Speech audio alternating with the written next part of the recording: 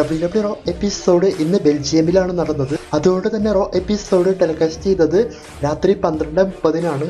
അപ്പോൾ ചില സ്ഥലങ്ങളിൽ മാത്രം ലൈവ്, അവരുടെ അവിടെ റിപ്പീറ്റ് ഷോ, അങ്ങനെയല്ല. ഇത് മൊത്തത്തിൽ എല്ലായിടത്തും നെറ്റ്ഫ്ലിക്സ് ലൈവായിട്ടാണ് ടെലികാസ്റ്റ് ചെയ്തിട്ടുള്ളത്. പിന്നെ അടുത്ത സ്മാക്ക് ഡൗൺ എപ്പിസോഡും ഇതുപോലെയാണ് നടക്കാൻ പോകുന്നത്. അതായത് നമ്മൾക്ക് ഇവിടെ രാത്രി 12:30-നാണ് ലൈവായി സ്മാക്ക് ഡൗൺ എപ്പിസോഡ് സോണി സ്പോർട്സിൽ കാണാൻ സാധിക്കുക. ഇനി ഇന്നത്തെ റോ എപ്പിസോഡ് എങ്ങനെയുണ്ട് എന്ന് നോക്കാം. ഇന്നത്തെ റോ എപ്പിസോഡിനെ പറ്റി നോക്കുകയാണെങ്കിൽ മൊത്തം അടിപൊളി ഷോ ആയിട്ടാണ് തോന്നിയത്. ചെയ്തിട്ടുള്ള സെഗ്മെന്റ്, മാച്ച് എല്ലാം നന്നായിട്ടുണ്ട്. റോ എപ്പിസോഡ് സ്റ്റാർട്ട് ചെയ്തപ്പോൾ ഫസ്റ്റ് ജോൺ സീനയാണ് വന്നത്. വന്നതിന് ശേഷം ജോൺ സീന സെഗ്മെന്റുമായി മുന്നോട്ട് പോകാൻ നോക്കുന്ന സമയം ഫാൻസ് ഇതുവരെ ഇല്ലാത്ത ഒരു ബൂവാണ് ജോൺ സീനയെ ചെയ്തത്. അതായത് ജോൺ സീന ഹീൽ ടേൺ ചെയ്തതുകൊണ്ട് ഫാൻസ് ഭയങ്കരമായി ബൂ ചെയ്ത് ജോൺ സീനയെ ഒട്ടും ഇല്ലാതാക്കുന്നത് പോലെയാണ് കാണിച്ചിട്ടുള്ളത്. അത്രമാത്രം കൂവിക്കൊണ്ടാണ് ഫാൻസ് ഇന്ന് മുന്നോട്ട് പോയത്. എന്നാൽ അതധികം നേരം നീണ്ടു നിന്നില്ല. ജോൺ സീന മൈക്കെടുത്ത് സംസാരിക്കാൻ തുടങ്ങി. പിന്നീട് ജോൺ സീന ഒരുപാട് നാൾ ഉള്ളിൽ അടക്കി വെച്ച എല്ലാ ദേഷ്യവും, അല്ലെങ്കിൽ ജോൺ സീനയ്ക്ക് ഫാൻസിനോട് പറയാനുള്ള പല കാര്യങ്ങളും ഇന്നത്തെ ഈ ഒരു സെഗ്മെന്റിൽ സീന തുറന്നു പറഞ്ഞിട്ടുണ്ട്. അപ്പോൾ അതെന്തൊക്കെയാണെന്ന് പറയാം. പിന്നെ ഈ സെഗ്മെന്റിൽ സീന പറഞ്ഞ മുഴുവൻ കാര്യങ്ങൾ എടുത്തു പറയാൻ സാധിക്കില്ല, ഒരുപാട് ടൈം ആകും. ഏകദേശം അരമണിക്കൂറിന് മുകളിലൊക്കെ ഈ സെഗ്മെന്റ് നടന്നിട്ടുണ്ട്. അപ്പോൾ ജോൺ സീന മെയിനായിട്ടും പറഞ്ഞു തുടങ്ങിയത് കഴിഞ്ഞ 25 വർഷമായിട്ട് ജോൺ സീന ഒരു മോശം റിലേഷൻഷിപ്പിലായിരുന്നു എന്നൊക്കെയാണ്. എന്നാൽ ആ ഒരു റിലേഷൻഷിപ്പെല്ലാം ഇപ്പോൾ ഒഴിവാക്കാൻ വേണ്ടിയിട്ടാണ് സീന പോകുന്നത് എന്ന്. അപ്പം അത് മറ്റൊന്നുമല്ല, സീന ഫാൻസുമായിട്ടുള്ള കണക്ഷനാണ് അതിൽ ഉദ്ദേശിച്ചത്. അതായത് സീന പറയുന്നത് ഇത്രയും നാൾ ഫാൻസ് സീനയോട് മോശമായിട്ടാണ് പെരുമാറിയത് എന്നാണ്. അതായത് സീന ഒരു ഹീലുമല്ല, ഫേസുമല്ല, സീന ഒരു മനുഷ്യനാണ് എന്ന ലെവലിലൊക്കെ. അതായത് ഞാൻ ആദ്യം WWE വന്ന സമയത്ത് നിങ്ങളെല്ലാം എന്നെ വെറുത്തു. പിന്നീട് ഞാൻ ഇമ്പ്രൂവ് ആവാൻ നോക്കിയ സമയത്ത്, അതായത് ഒരുപാട് മാച്ചെല്ലാം വിൻ ചെയ്ത് മുന്നോട്ട് പോയ സമയത്ത് അപ്പോഴും നിങ്ങൾ എന്നെ വെറുത്തു എന്നൊക്കെയാണ് ജോൺ സീന പറഞ്ഞത്. അതായത് ഞാൻ എല്ലാം നിങ്ങൾക്ക് വേണ്ടി നൽകി, എന്നിട്ടും നിങ്ങൾ എന്നെ വെറുത്തു എന്ന്. ഇനി തനിക്ക് 1 വർഷം മാത്രമാണ് മുന്നോട്ട് പോകാൻ സാധിക്കുക. അപ്പൊ ആ ഒരു സമയത്തെങ്കിലും ഞാൻ നല്ല രീതിയിൽ മുന്നോട്ട് പോകാൻ ആഗ്രഹിച്ചു. അപ്പോഴും നിങ്ങൾ അതിനെ സമ്മതിക്കുന്നില്ല. അതുപോലെ ഞാൻ എത്ര വലിയ രീതിയിൽ ഹാർഡ് വർക്ക് ചെയ്താലും, ഞാൻ എന്തൊക്കെ ചെയ്താലും നിങ്ങൾ ചിന്തിക്കുന്നത് നിങ്ങൾക്ക് എന്തൊക്കെ കിട്ടി എന്നുള്ളത് മാത്രമാണ്. അതായത് നിങ്ങൾ നിങ്ങളെപ്പറ്റി മാത്രമേ ചിന്തിക്കുന്നുള്ളൂ എന്നാണ് സീന ഫാൻസിനോട് പറഞ്ഞത്. അതായത് നിങ്ങളുടെ ഹാപ്പിനെസ്സിന് വേണ്ടിയിട്ടാണ് നിങ്ങൾ എന്നെ യൂസ് ചെയ്യുന്നത്, അല്ലാതെ എനിക്ക് വേണ്ടിയിട്ടൊന്നുമല്ല. എന്നാൽ നിങ്ങൾ മനസ്സിലാക്കേണ്ട കാര്യം, നിങ്ങൾക്കൊന്നും കിട്ടിയിട്ടില്ല എന്നും കിട്ടിയത് മൊത്തം തനിക്കാണ് എന്നും സീന പറയുന്നുണ്ട്. അതായത് നിങ്ങൾ എൻ്റെ ടീഷർട്ട് ഇട്ടുകൊണ്ട് ഇവിടെ വന്നിരിക്കുന്നു, ഞാൻ ഒരിക്കലും നിങ്ങളുടെ ടീഷർട്ടല്ല ഇട്ടത്, നിങ്ങൾ എൻ്റെ ടീഷർട്ടാണ് ഇട്ട് ഇവിടെ വന്നിരിക്കുന്നത്. അതുപോലെ കോഡി റോഡ്സ് ആണ് നിങ്ങളുടെ ഹീറോ എന്നൊക്കെ പറഞ്ഞുകൊണ്ട് കോഡി റോഡ്സിനെയും ഈ ഒരു സെഗ്മെന്റിലേക്ക് സീന വലിച്ചു. പിന്നീട് സീന പറഞ്ഞത് നിങ്ങൾക്ക് വേണ്ടി ഞാൻ ഇത്രയധികം കാര്യങ്ങൾ ചെയ്തു, എന്നാൽ നിങ്ങൾ എനിക്ക് വേണ്ടി എന്താണ് ചെയ്തിട്ടുള്ളത്? ഒന്നും ചെയ്തിട്ടില്ല എന്ന ടൈപ്പിലാണ് സീന പറഞ്ഞത്. അതായത് നിങ്ങൾ എന്നെ ഒരു ടോയുടെ ടൈപ്പിലാണ് കാണുന്നത് എന്ന ലെവലില്. അതായത് നിങ്ങൾ എന്നെ വെച്ച് ജോക്കുണ്ടാക്കി എൻ്റെ ടീഷർട്ടെല്ലാം ഇട്ട് നടന്നുകൊണ്ട് എന്നൊരു കോമഡി പീസായിട്ടാണ് നിങ്ങൾ ഇത്രയും നാൾ കണ്ടുകൊണ്ടിരുന്നത്. ഈ ഒരു ടൈപ്പിലൊക്കെയാണ് സീന പറഞ്ഞത്. പിന്നീട് അവസാനം സ്റ്റാർട്ടിങ്ങിൽ പറഞ്ഞതുപോലെ തന്നെ ഫാൻസുമായിട്ടുള്ള എല്ലാ റിലേഷൻഷിപ്പും ജോൺ സീന അവസാനിപ്പിക്കാൻ പോകുന്നു എന്ന ടൈപ്പിലൊക്കെ സംസാരിച്ച് നിൽക്കുമ്പോൾ അവിടെ WWE ചാമ്പ്യൻ കോഡി റോഡ്സ് വരുന്നതായിട്ടും, അങ്ങനെ കോഡി വന്നതിന് ശേഷം സീനയോട് പറയുന്നത് ഫാൻസിനെ ഒരിക്കലും കുറ്റം പറയേണ്ട ആവശ്യമില്ല എന്നാണ്. അതായത് ഫാൻസ് നിന്നെ തിരഞ്ഞെടുത്തത് നിനക്കതിനുള്ള കഴിവുണ്ട് എന്ന് അവർ വിചാരിച്ചുകൊണ്ടാണ് ഫാൻസ് നിന്നെ തിരഞ്ഞെടുത്തത് എന്ന് കോഡി പറയുന്നുണ്ട്. അപ്പൊ കോഡി റോഡ്സ് ഇങ്ങനെ പറഞ്ഞ സമയത്ത് ജോൺ സീനയ്ക്ക് അത് ഇഷ്ടപ്പെടാതെ ജോൺ സീന കോഡി റോഡ്സിനെ കിഡ് എന്ന് വിളിച്ച് കളിയാക്കി. അതായത് കോഡി റോഡ്സ് ഒരു കുട്ടിയാണ് എന്ന ടൈപ്പിലൊക്കെ. അപ്പോൾ തന്നെ കോഡി റോഡ്സ് പറയുന്നുണ്ട് ഞാനൊരു കുട്ടിയല്ല, എൻ്റെ കയ്യിൽ ഇപ്പോൾ WWE ചാമ്പ്യൻഷിപ്പ് ഉണ്ട്, അതായത് ഞാനൊരു ചാമ്പ്യനാണ് എന്നൊക്കെ പറഞ്ഞുകൊണ്ട് ജോൺ സീനയോട് പറയുന്നത് നീ എന്താണ് എന്നാണ് നിന്റെ വിചാരം? നീയുമായിട്ട് ഒരു മാച്ച് വന്ന സമയത്ത്, അല്ലെങ്കിൽ ഇങ്ങനെ മാച്ച് കിട്ടിയ സമയത്ത് ഞാൻ വളരെയധികം സന്തോഷിച്ചു എന്നും, പക്ഷെ ഞാൻ മത്സരിക്കാനായിട്ട് ആഗ്രഹിച്ചത് ഈ ജോൺ സീനയായിട്ടല്ല, പഴയ ജോൺ സീനയായിട്ടാണ്. അതുകൊണ്ട് ഈ ജോൺ സീനയെയല്ല താൻ അവിടെ പ്രതീക്ഷിക്കുന്നത്, പഴയ സീനയായിട്ട് വരണം എന്ന ടൈപ്പിലാണ് കോഡി പറഞ്ഞത്.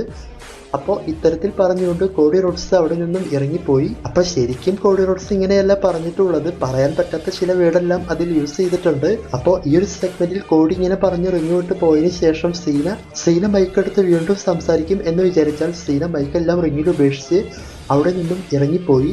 അപ്പോൾ ഈ ഒരു സെഗ്മെന്റ് മൊത്തത്തിൽ നല്ല സെഗ്മെന്റ് ആയിട്ടാണ് തോന്നിയത്.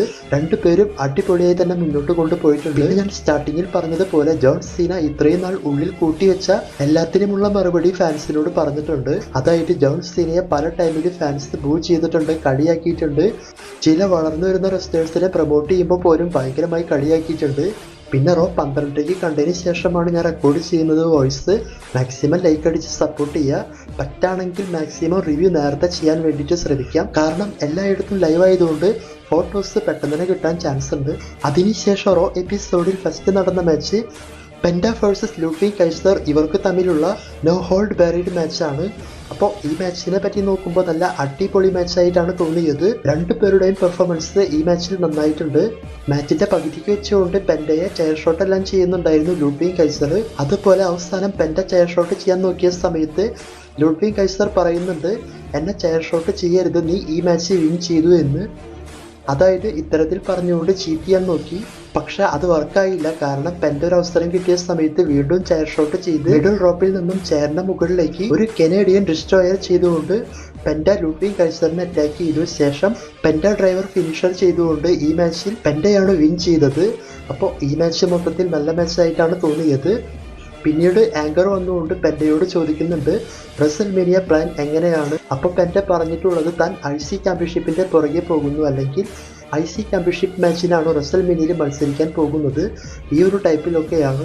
പിന്നീട് ബാക്ക് സ്റ്റേജിൽ ജഡ്ജ്മെന്റ് ടീമിന്റെ സെഗ്മെന്റ്. അപ്പോൾ ഈ സെഗ്മെന്റ് വളരെ സിമ്പിൾ ആയിട്ട് പറയാം. അതായത് ഡൊമിനിക് മിസ്റ്റീരിയോ പറയുന്നുണ്ട് പെൻഡയെ ജഡ്ജ്മെന്റ് ടീമിലേക്ക് കൊണ്ടുവരാൻ വേണ്ടിയിട്ടുള്ള ഒരു പ്ലാനിനെ പറ്റി. ഇത് കേട്ട ഫിൻ ബെലറിന് ഭയങ്കരമായി ദേഷ്യം വന്ന് ഡൊമിനിക്കുമായിട്ട് പ്രശ്നമുണ്ടാക്കും. അതായത് പെൻഡ ഓൾറെഡി IC ചാമ്പ്യൻഷിപ്പിന് പോകുന്ന കാര്യത്തെ പറ്റിയെല്ലാം പറഞ്ഞിട്ടുണ്ട് എന്നൊക്കെ ഫിൻ ബെലർ പറഞ്ഞുകൊണ്ട്.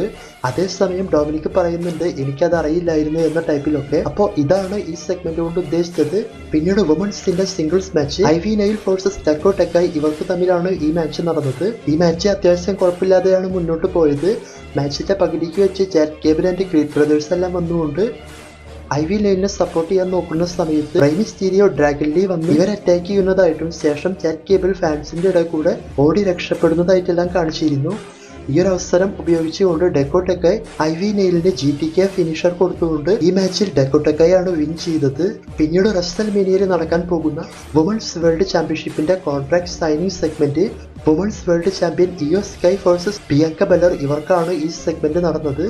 അപ്പോൾ ഈ സെഗ്മെന്റിൽ ആഡം പിയേഴ്സും ഉണ്ടായിരുന്നു കോൺട്രാക്ട് സൈൻ ചെയ്യാൻ വേണ്ടിയിട്ട്. ഈ സെഗ്മെന്റിന്റെ അവസാനം രണ്ടുപേരും കോൺട്രാക്ട് സൈൻ ചെയ്യാൻ വേണ്ടി തയ്യാറായ സമയത്ത് നമ്മളെല്ലാം വിചാരിച്ചതുപോലെ തന്നെ റിയ റിപ്ലി അവിടെ വന്നുകൊണ്ട് ഇവരുമായിട്ട് പ്രശ്നമുണ്ടാക്കും. ശേഷം ബിയാങ്ക ബെലർ ഇയോ സ്കൈ ഇവരെ രണ്ടുപേരെയും അറ്റാക്ക് ചെയ്ത് ബിയാങ്ക ബെലറിനെ ടേബിളിന് മുകളിൽ ഇട്ടതിന് ശേഷം ഇയോ സ്കൈനെ എടുത്ത് ബിയാങ്ക ബെലറിന്റെ മേലേക്ക് അടിച്ചു, അതായത് ടേബിളിന്റെ മേലേക്ക്. പക്ഷെ ടേബിൾ പൊട്ടിയില്ല. പിന്നീട് റിയ റിപ്ലി ആ ഒരു കോൺട്രാക്ട് എല്ലാം എടുത്ത് സൈൻ ചെയ്ത് ഇവരുടെ ട്രിപ്പിൾ ത്രെഡ് മാച്ച് പോലെയാണ് കാണിച്ചു വെച്ചത്. ഇതേ സെഗ്മെന്റ് കണ്ടിന്യൂ ചെയ്ത് ആഡം പിയേഴ്സുമായിട്ട് ബാക്ക് സ്റ്റേജിൽ പ്രശ്നം പോകുന്നതായിട്ടും കാണിച്ചിരുന്നു. അതുപോലെ തന്നെ ഇവർക്ക് 3 പേർക്കും ബാക്ക് സ്റ്റേജിൽ ഭയങ്കരമായിട്ടും ഫൈറ്റ് വരുന്നതായിട്ട്. അപ്പോൾ ഇവരുടെ ട്രിപ്പിൾ ത്രെഡ് ചാമ്പ്യൻഷിപ്പ് സെറ്റ് ആയിട്ടുണ്ട്. പിന്നീട് ജെയ് ഉസോ വേഴ്സസ് ആസ്റ്റ്യൻ തിയറി ഇവർക്ക് തമ്മിലുള്ള സിംഗിൾസ് മാച്ച്. അപ്പോൾ ഈ മാച്ചിനെ പറ്റി പ്രത്യേകിച്ചൊന്നും പറയാനില്ല. മാച്ച് സ്റ്റാർട്ട് ചെയ്ത സെക്കൻഡുകൾക്കുള്ളിൽ തന്നെ ജെയ് ഉസോ ആസ്റ്റ്യൻ തിയറിക്ക് സ്പിയർ കൊടുത്തുകൊണ്ട് ഈ മാച്ചിൽ ജെയ് ഉസോയാണ് വിൻ ചെയ്തത്. പിന്നീട് ഗ്രേസൺ വാലർ അറ്റാക്ക് ചെയ്യാൻ നോക്കിയ സമയത്ത് ഗ്രേസൺ വാലറിനെ ജെയ് ഉസോ അറ്റാക്ക് ചെയ്തു. പിന്നെ ജെയ് ഉസോക്ക് ഈ സെഗ്മെന്റിൽ ഒരു പണി കിട്ടി എന്നാണ് വിചാരിച്ചത്. ശരിക്കും കിളി പോയി. അതായത് ജെയ് ഉസോ ഇവരുടെ മേലേക്ക് ജമ്പ് ചെയ്ത സമയത്ത് ചെറിയൊരു ടൈമിംഗ് മിസ്റ്റേക്കിൽ തല ചെന്ന് കറക്റ്റായിട്ടും ആ ഒരു റിങ്ങിന്റെ സൈഡിലെല്ലാം ഇടിച്ചാന്. എന്തോ ഭാഗ്യം കൊണ്ട് വലിയ പരിക്കൊന്നും പറ്റിയില്ല. പിന്നീട് അവിടെ എപ്പോഴത്തെയും പോലെ മാനാട് സിനിമയിലെ ഫേമസ് ഡയലോഗ് വന്താ സുത്ത പോണ റിപ്പീറ്റ്, അതുപോലെ തന്നെ ഗന്ധർവ് ഒന്ന് അറ്റാക്ക് ചെയ്യാൻ നോക്കി. പക്ഷെ ഇപ്രാവശ്യം ചേഞ്ച് ആയിട്ട് ജെയ് ഉസോ തിരിച്ച് അറ്റാക്ക് ചെയ്തു. നെക്സ്റ്റ് വീക്ക് ഒരു മാച്ച് കൺഫേം ചെയ്തിട്ടുണ്ട്. ജെയ് ഉസോക്ക് ആരാണ് ടാഗ് ടീം പാർട്ട്ണറായിട്ട് വരാൻ പോകുന്നത് എന്ന ലെവലിലൊക്കെ ആസ്റ്റ്യൻ തിയറി ഗ്രേസൺ വാലർ ടീമിന്റെ കൂടെ. പിന്നീട് ഒരു ടാഗ് ടീം മാച്ചാണ് നടന്നത്. Rey Mysterio Dragon Lee versus Creed Brothers അഥവാ അമേരിക്കൻ മേഡ് ഇവർക്കാണ് ഈ മാച്ച് നടന്നത്. അപ്പോൾ ഈ മാച്ചിനെ പറ്റി നോക്കുമ്പോൾ അത്യാവശ്യം കുഴപ്പമില്ലാത്ത മാച്ചായിട്ടാണ് തോന്നിയത്. മാച്ചിൽ റേ മിസ്റ്റീരിയോ ഡ്രാഗൺ ലീ നന്നായി തന്നെ ഫൈറ്റ് ചെയ്തിട്ടുണ്ട്. അവസാനം റേ മിസ്റ്റീരിയോ ക്രീഡ് ബ്രദേഴ്സ് ടീമിന് 619 എല്ലാം കൊടുത്തുകൊണ്ട് അങ്ങനെ തന്നെ ഫിനിഷറും ചെയ്ത് ഈ മാച്ചിൽ റേ മിസ്റ്റീരിയോ ഡ്രാഗൺ ലീ ഇവരാണ് വിൻ ചെയ്തത്. വിൻ ചെയ്തതിന് ശേഷം ചാറ്റ് കേബിൾ വീണ്ടും ആ ഒരു ലൂച്ച മാസ്ക് എല്ലാം ധരിച്ചു വന്നുകൊണ്ട് ഇവരെ അറ്റാക്ക് ചെയ്തു. അവസാനം സെക്യൂരിറ്റീസ് വന്ന സമയത്ത് ചാറ്റ് കേബിൾ അവിടെ നിന്നും ഓടിപ്പോയി. പിന്നീട് സെത്ത് റോളൻസിന്റെ ഒരു ചെറിയ സെഗ്മെന്റ്. അപ്പോൾ സെത്ത് റോളൻസ് വന്നതിന് ശേഷം ഫാൻസുമായിട്ട് ഭയങ്കരമായി സെലിബ്രേറ്റ് ചെയ്യുന്നത് പോലെയും പിന്നീട് സംസാരിച്ചു തുടങ്ങിയ സമയത്ത് CM പങ്കുമായിട്ടുള്ള വിഷയത്തിലേക്കെല്ലാം താൻ വരാമെന്നും അതിനേക്കാൾ മുൻപായിട്ട് റോമൻ റെയിൻസുമായിട്ടുള്ള പ്രശ്നത്തെ പറ്റിയാണ് പറഞ്ഞത്. അതായത് റോമൻ റെയിൻസ് കഴിഞ്ഞ റോയിൽ വന്ന് അറ്റാക്ക് ചെയ്ത സമയത്ത് സെത്ത് റോളൻസ് ആ ഒരു മാച്ച് വിൻ ചെയ്തിട്ടുണ്ടായിരുന്നു. അപ്പോൾ അതെല്ലാം മെൻഷൻ ചെയ്തുകൊണ്ട് റോമനെ നൈസായിട്ട് കളിയാക്കുന്നത് പോലെ, അതായത് റോമൻ ഇപ്പോഴും കറക്റ്റ് ആയിട്ടുള്ള പ്ലാനോ കാര്യങ്ങളോ ഒന്നുമില്ല, ഈ ഒരു ടൈപ്പിലൊക്കെയാണ് പറഞ്ഞിട്ടുള്ളത്. അതായത് CM പങ്കിന്റെ കൂടെയുള്ള മാച്ചിൽ റോമൻ വന്ന് വലിച്ചിട്ടതുകൊണ്ടാണ് സെത്ത് വിൻ ചെയ്തത്. അപ്പോൾ ആ ഒരു ടൈപ്പിലൊക്കെയാണ് ഇത് ഉദ്ദേശിച്ചത്. പിന്നീട് സെത്ത് പറയുന്നുണ്ട് റോമൻ റെയിൻസ് വരാൻ വൈകിയിരുന്നുവെങ്കിൽ അല്ലെങ്കിൽ അല്പസമയം കൂടി തനിക്ക് CM പങ്കിനെ ആ ഒരു മാച്ചിന്റെ ഉള്ളിൽ കിട്ടിയിരുന്നുവെങ്കിൽ CM പങ്കിന്റെ റസൽമേനിയ ഡ്രീം താൻ അവസാനിപ്പിച്ച് കൊടുത്തിട്ട് തൻ്റെ പ്ലാനുമായിട്ട് മുന്നോട്ട് പോയേനെ എന്ന ടൈപ്പിലാണ്. പിന്നീട് ഈ സെഗ്മെന്റിൽ മെയിൻ ആയിട്ടും പറഞ്ഞത് അടുത്ത സ്മാക്ക് ഡൗൺ എപ്പിസോഡിൽ റോമൻ റെയിൻസും CM പങ്കും വരുന്നുണ്ട്.